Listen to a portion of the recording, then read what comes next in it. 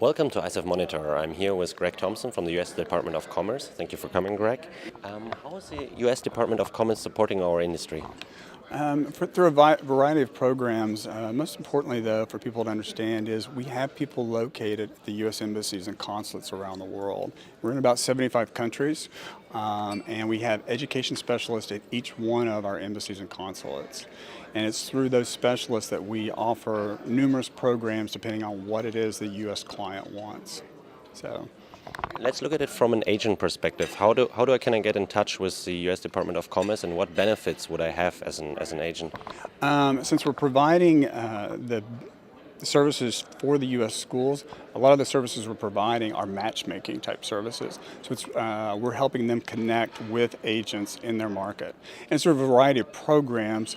I don't think the agents need to be concerned right at this moment with the programs themselves, but it's just about getting their information into the embassy, going in, introducing themselves if they're not already on a list serve that we use, so that they can be considered for any opportunities that may come up. And from an educator's perspective, let's say I'm an educator in Texas and I want to work with Study Texas. What advantages does that bring me?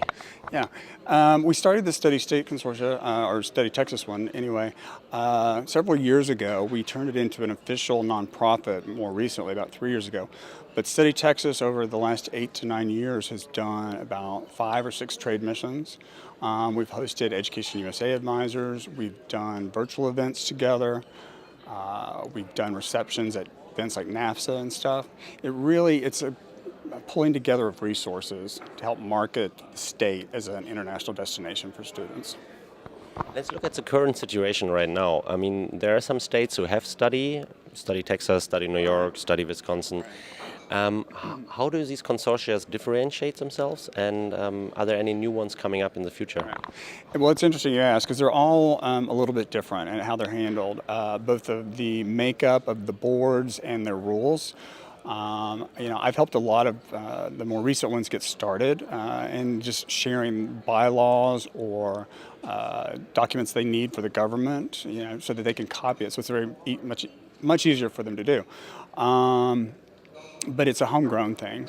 It's really up to that local group of schools that's coming together to decide what kind of membership they want, what accreditation is a concern to them.